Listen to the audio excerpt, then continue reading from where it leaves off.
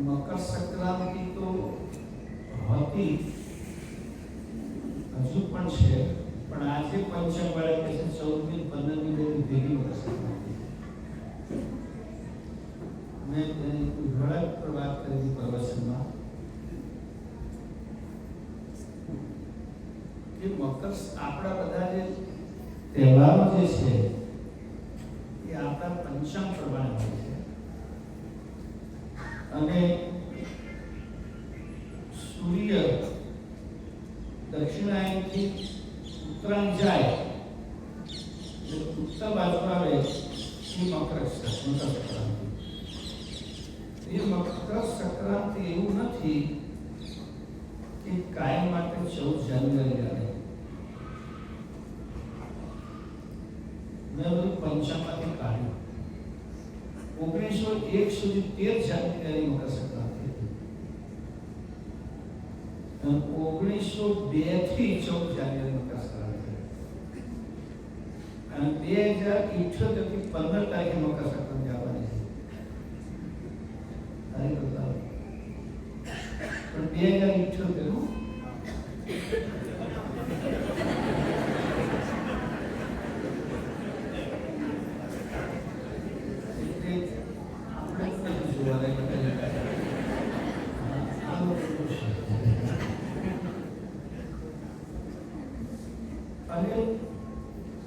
ઈસવીસન 2142 થી 16મી તારીખે મકર સંક્રાંતિ થશે.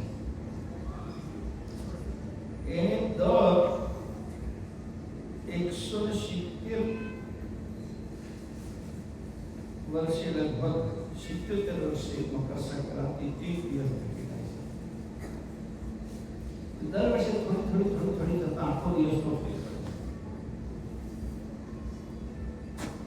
મને પોતાના વિચાર આવતો કે સમુદ્રમાં ભરતી પૂનમના દિવસે આવે છે, ચંદ્રગ્રહણ પૂનમના દિવસે થાય છે, સૂર્યગ્રહણ અમાસના દિવસે થાય છે.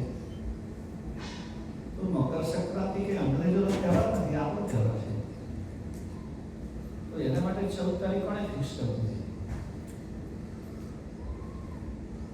પણ ધીમે 24 કલાકનો ફરક પડે ત્યારે ડેટ વાઇઝ ફરક પડે. મેં 300 વર્ષનું પંચાંગ તપાસ્યું અને 200 વર્ષ આગળ પણ નહીં. મકર સંક્રાંતિ ભવિષ્યમાં ક્યારે બદલાય છે.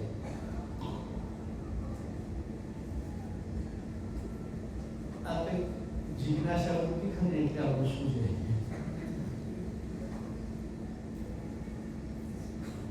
અને નેમી મહારાજ શ્રી કેવલધામવાસ થયા એ તારીખ 14મી હતી જાન્યુઆરી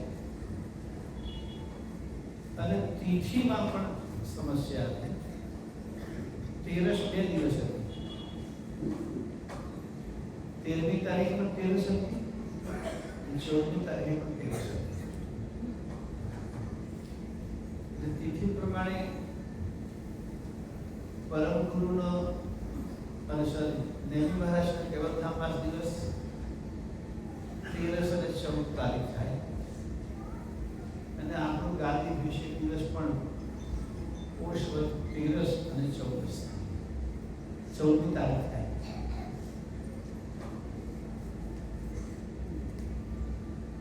હવે આપણા બધા તહેવારો તો તિથિ પ્રમાણે ઉજવાય છે.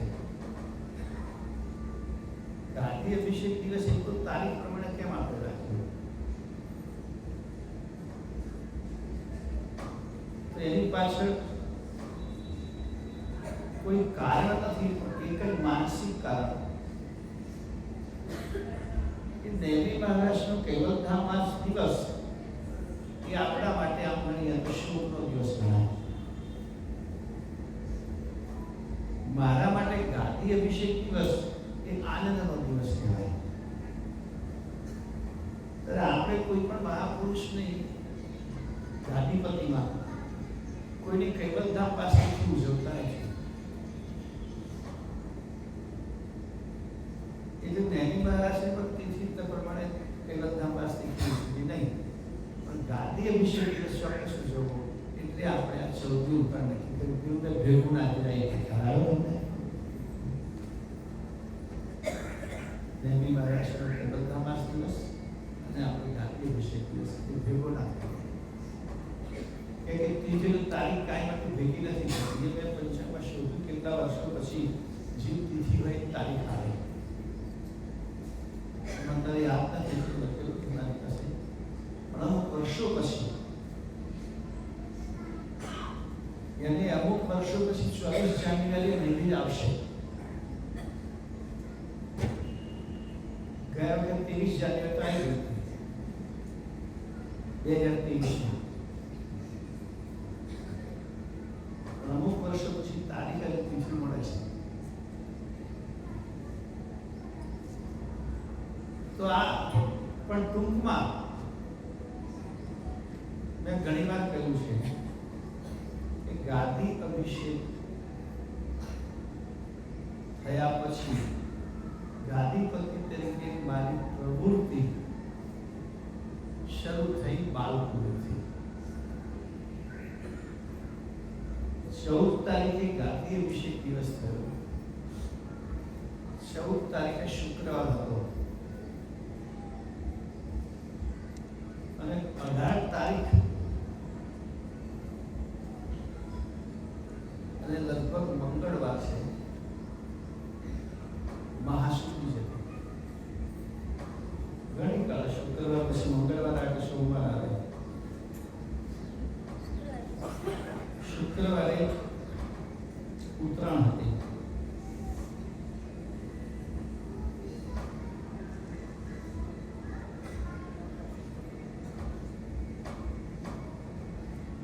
મંગળવાર હતો 18 જાન્યુઆરી 2028 સંમત મહાસુદી મંગળવાર. સંવત 1828. આ વખતે થોડુંક જ ફરક પડ્યો છે. બગડો આગળ હતો એ પાછળ હતો. ત્યાં છે ને આ 2028 બે બગડ 28 થાય, 8 બગડ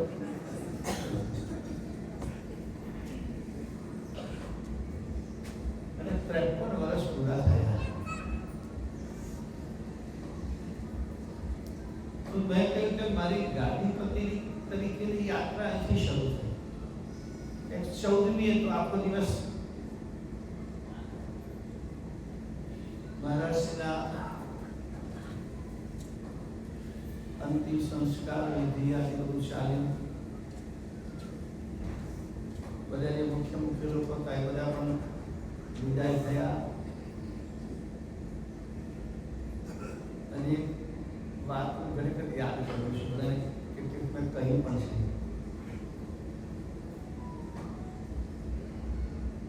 કે 13 તારીખ 14 તારીખ પતી ગઈ એટલે રાત્રે મારું સુવાની જગ્યા પણ બદલાઈ ગઈ.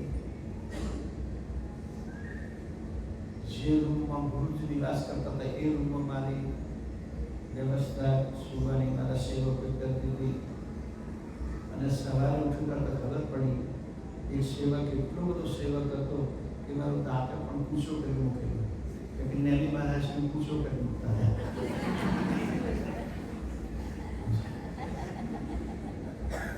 મહારાજને દાંત એવું કર્યું નતા આ બાજુના એટલે કામ માટે દાંતણ જે છે એ પૂછો કરી મૂકવું પડતું.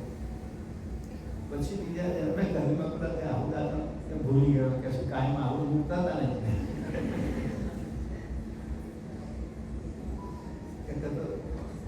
યાંત્રિક માસ મગજ થઈ જાય પછી અમુક સેવા મેળવવાનું પણ મગજ યાંત્રિક જ થઈ જાય તો પણ થયું. આજે દિવ્ય પરમ ગુરુને દર વર્ષે જો કે આપણે જે અભિષેક કરીએ છીએ કોઈને એમ થાય કે આ બધી વસ્તુનો અભિષેકનો શું મતલબ?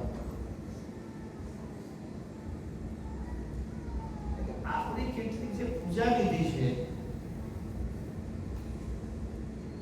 એ આયુર્વેદ સાથે પણ જોડાયેલી છે.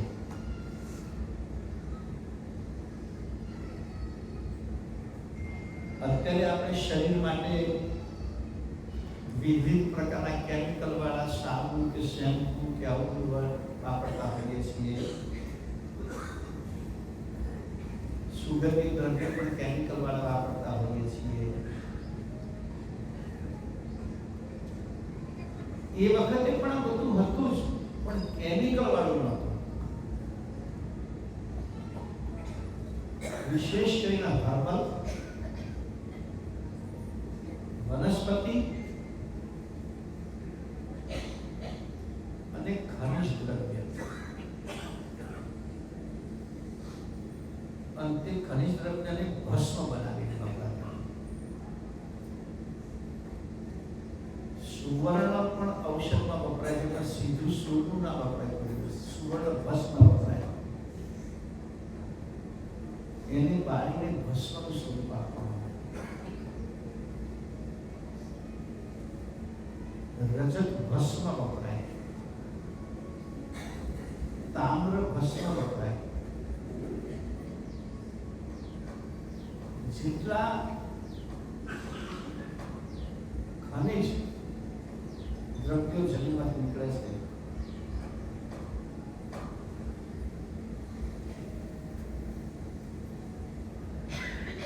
એ બધા ઔષધમાં વપરાય છે પણ ભસ્મ સ્વરૂપમાં. મિનરલ્સ જેને આપણે કહીએ ખનિજ દ્રવ્ય. તો આ બધી વસ્તુઓ જે છે એનો સંબંધ આરોગ્ય સાથે છે. હવે દિવ્ય પરમ ગુરુને તો કોઈ આરોગ્યનો પ્રશ્ન છે જ નહીં. એમને તો દિવ્ય દેહ પ્રાપ્ત હતો પણ છતાંય આપણે ધ્યાન કરીએ છીએ, સ્નાન કરાવીએ છીએ, રાત્રે થાય તો પોઢણાટી કરીએ છીએ. પોઢણાટી કરીએ તો આપણે માનીએ છીએ કે પરમ ગુરુ હવે બાકી આપણે પોઢણાટી કરીએ ત્યારે શિકાગો વાળા શણગાર આપે અને એ પોઢણાટી કરીએ ત્યારે આપણે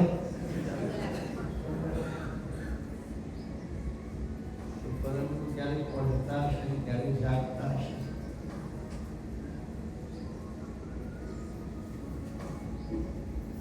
એટલે દિવ્ય પરમ ગુરુ નું દિવ્ય સ્વરૂપ છે પણ આપણે એમની સાકાર પૂજા કરીએ છીએ અને પરમ ગુરુ પણ આ વાત કહી છે.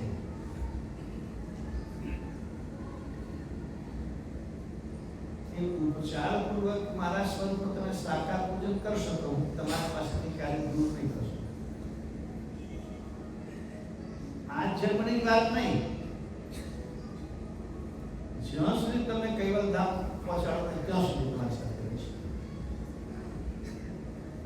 આવું મેં અનેક વાર તમને પ્રવચનમાં પણ સંભળાયું છે કે દિવ્ય પરમ ગુરુએ આવું એક જગ્યાએ લખ્યું છે ઉપચારપૂર્વક અને 2-3 ઉપચારના નામે લખ્યા છે ગંધ, નૈવેદ્ય, શ્રૃંગાર વગેરે વગેરે.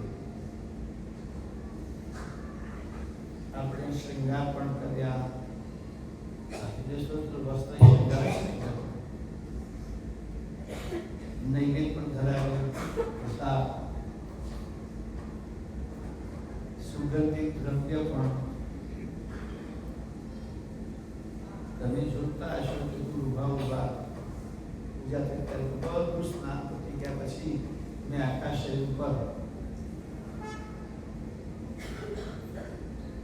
ઓઢણાટીમાં છે ને લપટ લગાવત સુગંધ કેસર અત્તર અરગ કી લંપટ નહીં.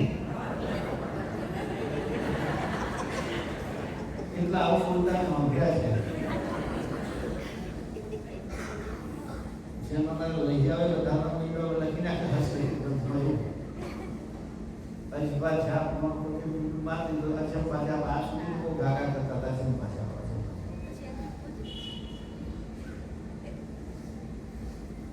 લપટ લગાવો એવું લપટ લગાવો.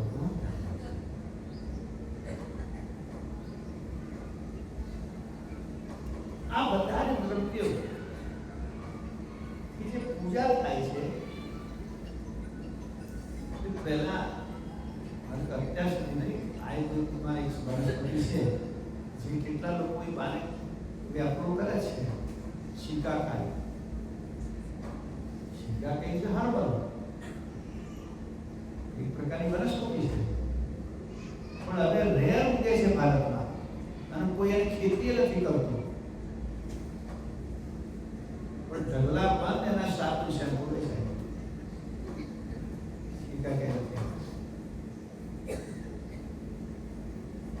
આમાંથી કોઈ કે શિકાકાઈ વનસ્પતિ જોઈ છે ને ખબર નથી એનો છોડ કોઈ જોયો હોય મેં જોયો છે બોટાનિકલ ગાર્ડનમાં તમને જોવા મળે.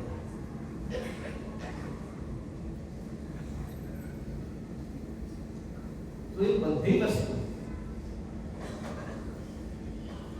જ્યારે દિવ્ય સ્વરૂપે આપણે પૂજા કરીએ છીએ, આપણે ઓઢણ કરાવીએ છીએ, મંગલામાં જગાડીએ છીએ, આપણે થાળ અર્પણ કરીએ છીએ, આપણે સ્નાન કરાવીએ છીએ, આપણે વસ્ત્ર ધરાવીએ છીએ.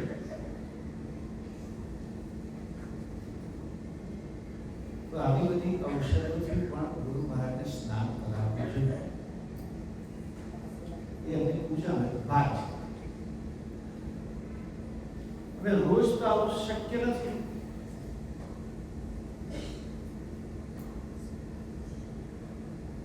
એટલે આવા સમયે તો આ એક પ્રકારનો કે આપણે એમ છે કે ગુરુ મહારાજનું પણ શરીર સુંદર રહે, ચમકતું રહે, આપણા બધું શરીરમાં નહીં માલિશ કરતા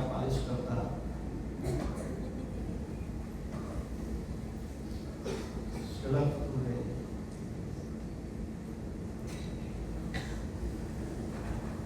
પણ એ બધું આપણે ક્યાં નહીં કરતા હોઈએ છીએ.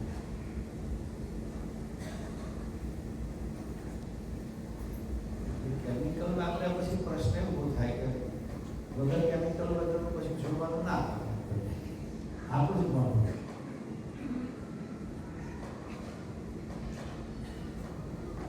જે આપણે આ પૂજન કરીએ છીએ એની પાછળનો આવો ભાવ છે.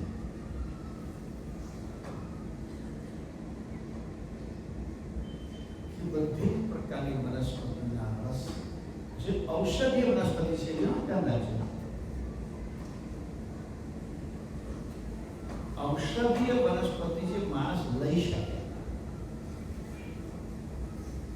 આકડિયાનો રસ ના હોય કારણ કે આપણે નથી લઈ શકતા.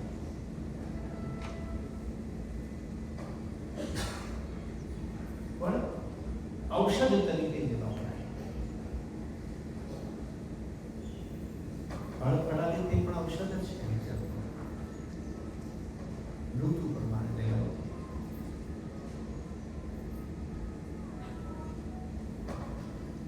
મને આ પ્રકારનો મારો ઊંડો ભાવ છે, ઊંડી શ્રદ્ધા છે કે મારી જાતિપતિ તરીકેની યાત્રા અહીંથી શરૂ થઈ.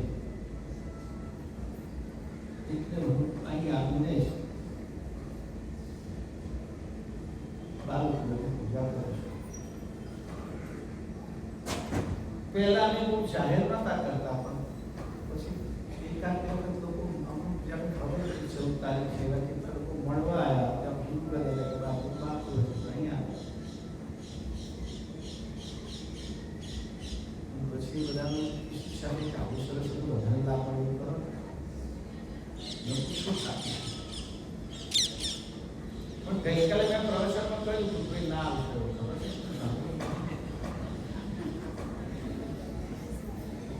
પણ કોણ ના આવશે આગળ લખાય ના આવશે ના આવશે. કે મેં નહીં અમારે તમારી વ્યવસ્થા કરવાની કે તમારા યજમાન છે ગઈ વખતે આપણે દાઉદ જિગ્નેશભાઈ પરિવાર આવી ગયું છે.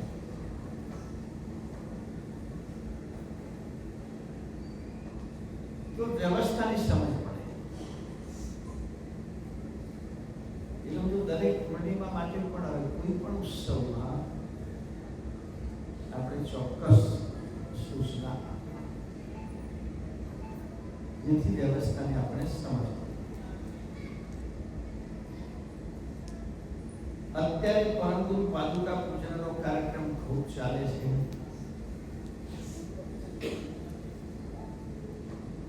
અને આ પાદુકા પૂજન સાથે બે ઉપક્રમ પણ બહુ સરસ છે.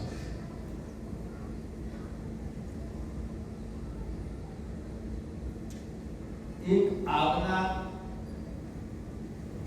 અમૃત જન્મોત્સવની તૈયારીનો અને બીજો આપણા મહાન તીર્થ વિકાસ માટેની ભૂમિ સંપાદન.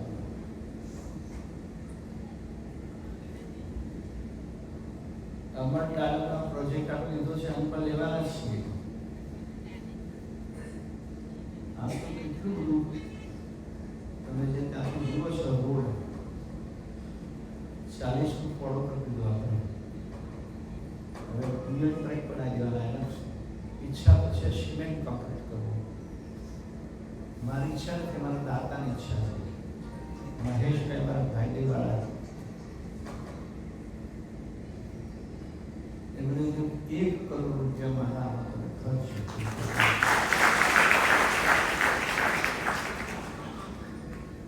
અને એટલો ખર્ચો થઈ જશે કે બંને બાજુની આપણે આરસીસી વોલ બનાવી કે લોકો બધા અંદર આયા કરતા હતા.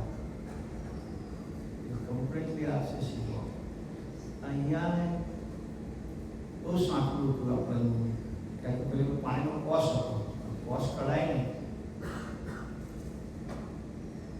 એટલે 4 ફૂટના પાકા રોડ પર નાખવાના નળ ત્યાંથી લઈને લગભગ 250 ફૂટ નાખ્યા છેક સુધી કમ્પ્લીટ કર્યું. એટલે આપણું પાર્કિંગ વ્યવસ્થા પણ સારા સુધી થઈ ગઈ.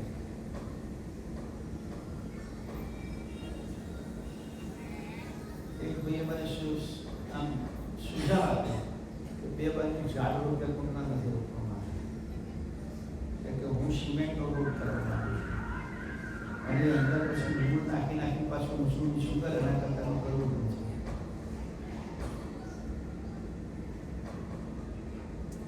एकदम कंप्लीट कर दीजिए.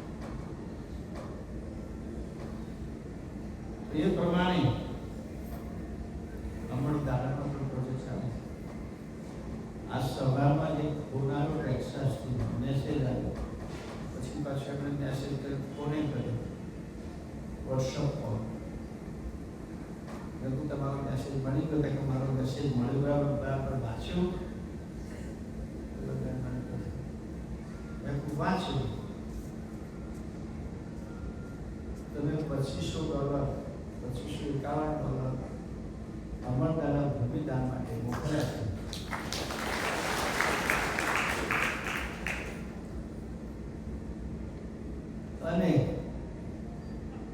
કોની સ્મૃતિમાં પહેલેથી પણ નામ લખ્યું છે, પણ પાછું છેલ્લે લખ્યું છે કે આ જાહેર કરવાનું નથી. નામ મારું જાહેર કોઈનું કરવાનું નથી. એટલા માટે ખાસ ઉપર લખ્યું તો દીધું કઈ અનુભવ છે બધાને, પણ કે બીજું લાંબુ લાંબુ મેં લખ્યું છે એટલે તરત તમારા વાંચવાનું સેન્ટન્સ થઈ જાય કે તમે મારે આ નામ જાહેર કરવાનું છે. 300 શરતો પૂરી થાય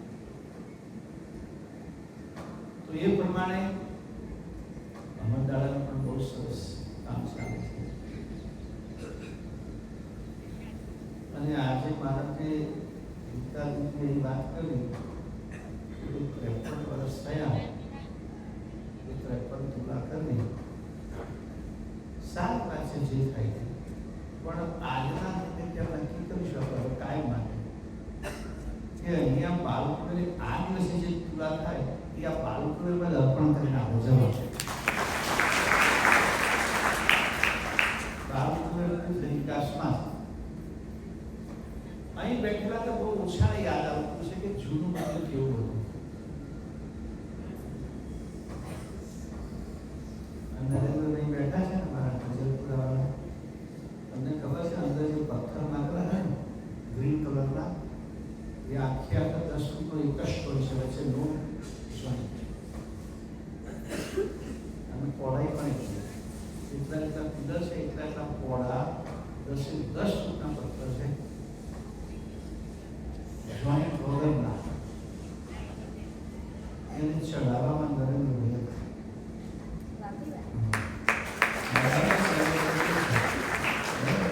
પાઇપો મૂકી ગુરડે બાંધી ખેંચી કાંઈ તૂટી ના જાય ખબર ને પાછું, અને એવડું મોટું લઈને વળવું ક્યાં આના ઉપર.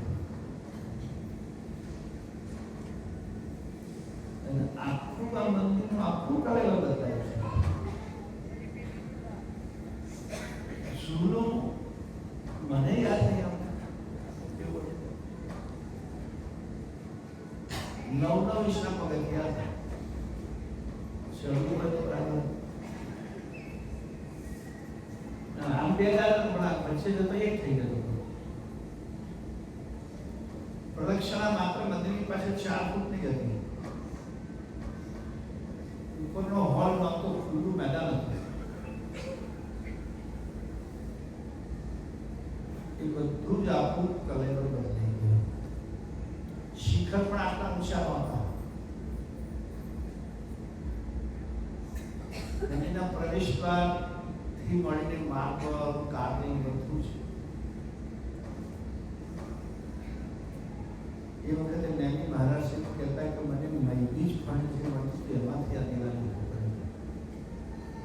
સરી આ ઉપવાસી પણ નૈની ઉપવાસી પણ મૈની ફંડ તો પાર્સલ માટે વાપરતા હતા. પણ હજુ પણ આપણે આ ભૂમિના વિકાસની જરૂર છે.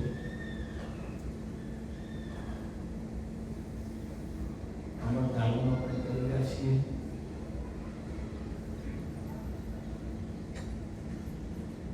અખંડ વિદેશી આગળ પણ અમે બહુ મોટું આગળ ભીડ બનાવવાનું પ્લાન કરી રહ્યા છીએ. હોલ બનાવીએ છીએ, એમાં પ્રદર્શનો એમાં પણ એક 35 લાખ રૂપિયાનું કામ મળ્યું છે. તીર્થભૂમિ ક્ષેત્ર માટે વિકાસ માટે એ પ્રમાણે અને આ તીર્થ એટલા માટે વિકસાવવું છે કે અહીંયા આવનાર ભક્તોની મનોકામના બાર ઉપર બેઠા બેઠા શ્રેષ્ઠ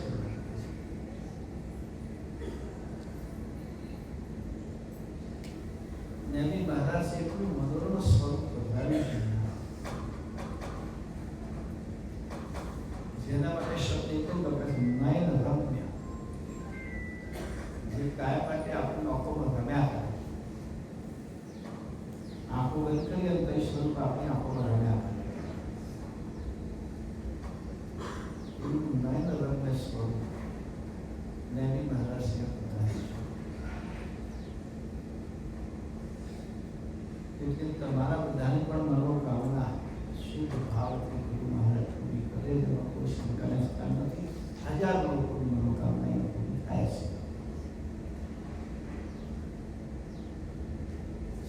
દર શુદ્ધ બીજે સવારે 5 વાગ્યાથી મળી સાંજે 7 વાગ્યા સુધી 14 કલાક સતત દર્શનાર્થીઓનો પ્રવાહ ચાલુ ભાઈ. 14 કલાક સવારે 5 વાગે શરૂ થઈ જાય. દૂર દૂરથી લોકો, કેટલી તો બસો આવી, ત્યાં સુધીમાં 8 થી 10,000 લોકો બાળકોના દર્શન દર સુધી બીજે કરવા હતા.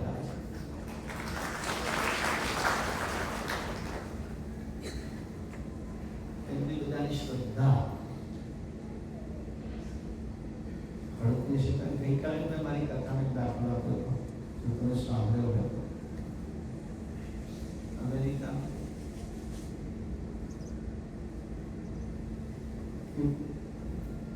પુત્ર હતું પ્રેગ્નેન્ટ હતી. ડોક્ટરે એનું સોનોગ્રાફી કરી અને રિપોર્ટ આપ્યો, બાળક અપંગ જન્મ છે, મંદ બુદ્ધિનો જન્મ છે, માનસિક રીતે તમારે આખી જિંદગી પાલવું પડશે. ડોક્ટર તરીકે સલાહ આપું પણ એ પોષણ કરાય. ત્યાં તો આપણા જેવા બોગસ સાધનો નથી, આપણા જેવા માણસ ડોક્ટર નથી, એમની સર્જરી કરવા માટે આવું ઉલટા સીધી કરતા હોય. પણ પેલા બેન કે ના, મારે બાળકોને સાંભળવું, જેવું આગળ બાળકો છે, બાળક મારે શું કરવું. બાળક જેને જો નેચરલ ડિલિવરીથી જન્મ થયો અને સામાન્ય બાળક કરતા આઈક્યુ હાઈ એવો બને છે.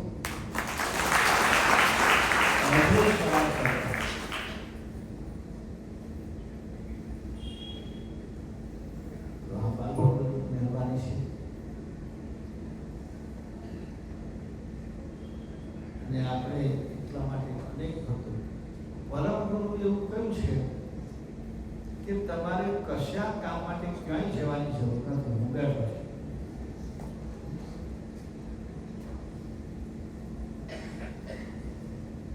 અને એટલા માટે 4 તીર્થધામ એમની 4 પ્રકારની કૃપા. મનુષ્ય જીવનમાં કેવા કેવા સુખ જોઈએ કે એક તો માણસ ઈચ્છે છે સંતતિ સુખ મળે, અને સંતતિ સુખ એટલે માત્ર બાળક જન્મે એવું જ નહીં. પછી બાળક જન્મે પછી છાપાવું પડે કે અમારા દયામાં રહ્યા નથી તો વ્યવહાર નહીં કરવો. તો એ સંતતિ સુખ ના કહેવાય. મા બાપને કહેવું પડે કે આના કરતા તો શું એટલે સંતતિ સુખ સંતાનું સ્વાસ્થ્ય, માનસિક, શારીરિક, બૌદ્ધિક,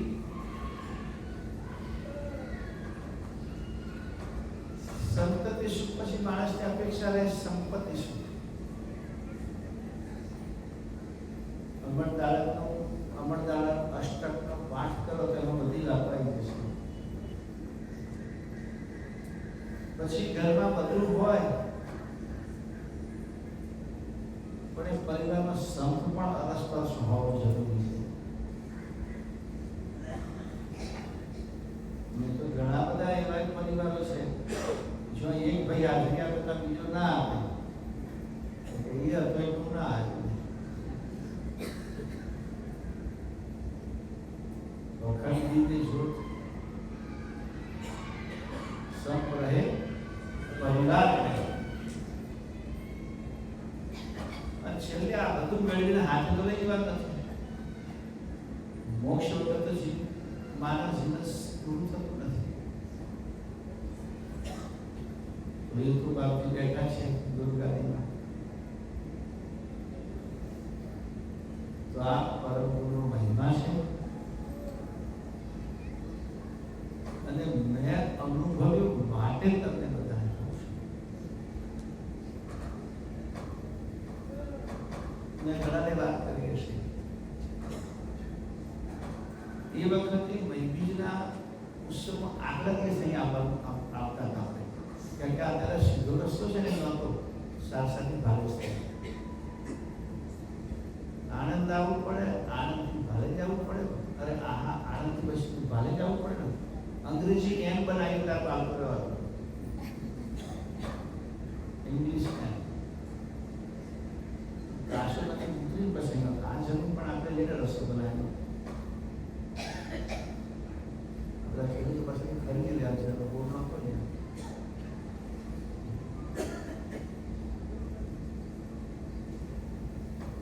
તો બાલુભાઈ નરસિંહભાઈ આવતીકાલે કથા મેં તો પૂછેલો મહેરી પૂછવા પણ આવેલો પણ નહીં કે કઈ મહી ગયો કાશીમાં.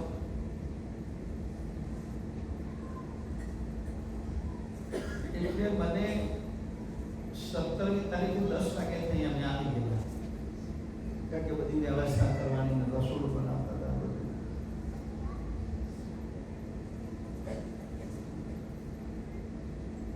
બાલીભાઈ નરસિંહે બતાવ્યું કે આ અંગથી આ સુધી કથા કરવાની, અમે ચોપાઈ બોલીશું, તમારે બધાને સમજાવવા. મારે તો કેવું સમજવું પડે.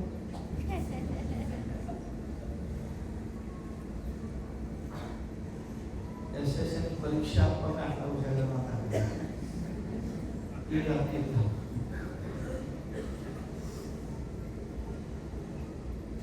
યાને કશું જ નહોતું આપણી પાસે. બધી મેન્ટલી પ્રોપર્ટી, પરમના જ્ઞાન શક્તિ ઝીરો હતી. ચાલો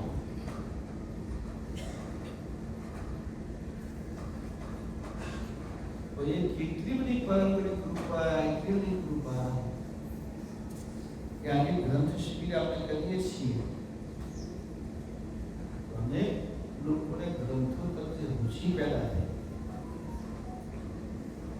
એટલે હાલ સુધી આ બાળકોને આપણને લાગીને મૂક્યા.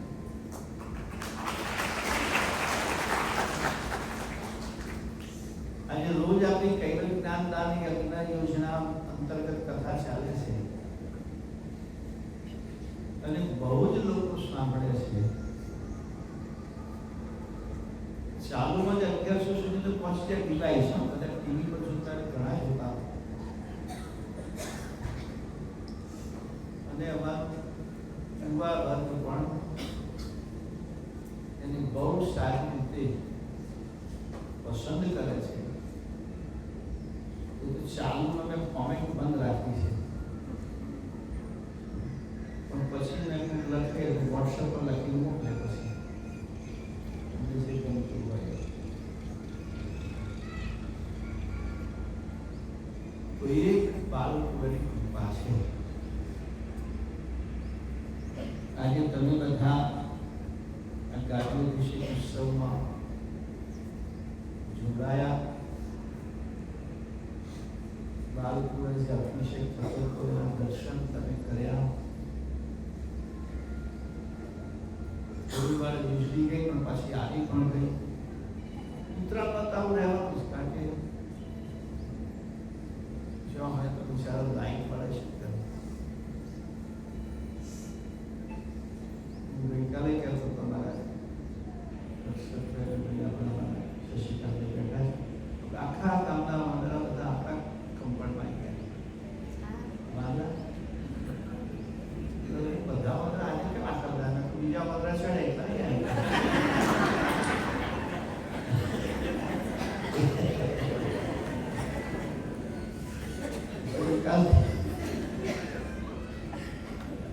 ચલો આપણું કંપન સેફ છે.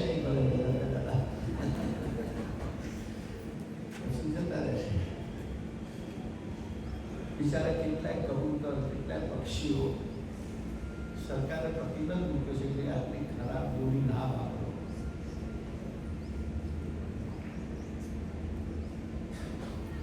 પણ બસ કાપી છે તો સારું. તો બાઈકો વાળા શોધી કાઢ્યું આગળ થોડો ગાઢ લગાવવાનું. તો કેટલા ગળા કાપી જતા હતા. એટલી જઈ દોરી દેખાય. અંતરે જોયું લાઈટ વાળા કેવું કરવાના? દર વર્ષે તમે જોયું છે મોટા વાંસ ઉપર સળગતો કાપડો લઈ પછી બધા તાર પર રહ્યો છે. કારણ કે વીંટાઈ જાય તાર પર શોર્ટ સર્કિટ થાય. એટલે છૂટવા માટે આવું કરવું પડશે. તહેવાર આનંદ માટે આનંદ પૂછવો કરાવવો પડે. એવો આનંદ ના કરો કોકડે આનંદ કરે.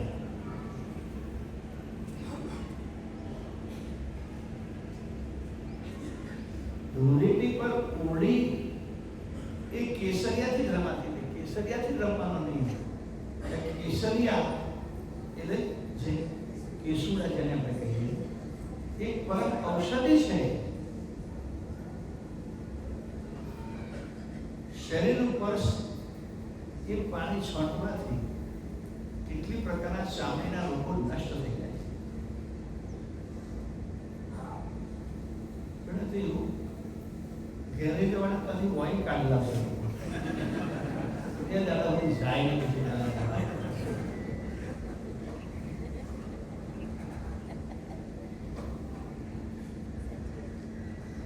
આ બધી વાતો તો તમને બધાને ખૂબ ખૂબ અભિનંદન આપું છું. પરમ ગુરુ તમારી પણ એમ તણાત્મ તમારી માફકે ચલાવે.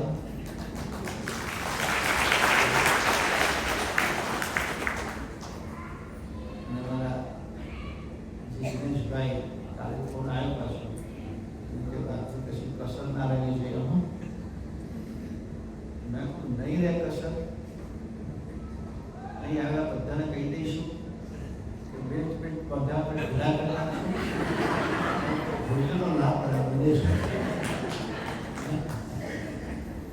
પ્રસાદનો લાભ. ભોજન તો કરવાનું નથી હોતું. ના તો પ્રસાદ પ્રસાદ કેટલો લેવાનો હોય? કેળના પાના પર રહે, તુલસીના નહીં.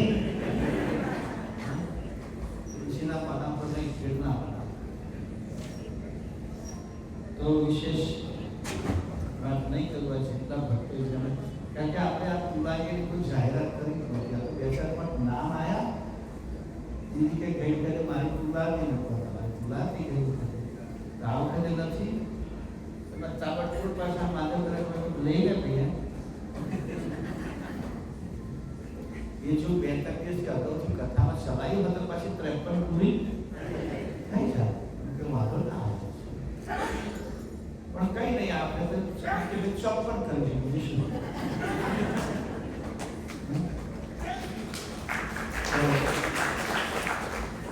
જે ભક્તો દૂર દૂરથી આવ્યા છે, સેવામાં આવે છે,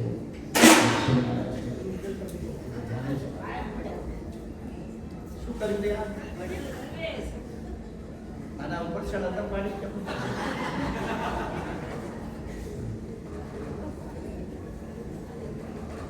તો હવે પૂરા ક્રમાંક ચાલુ કરી દઈશું. સત્યો સાહેબ કેમ પડી જાય?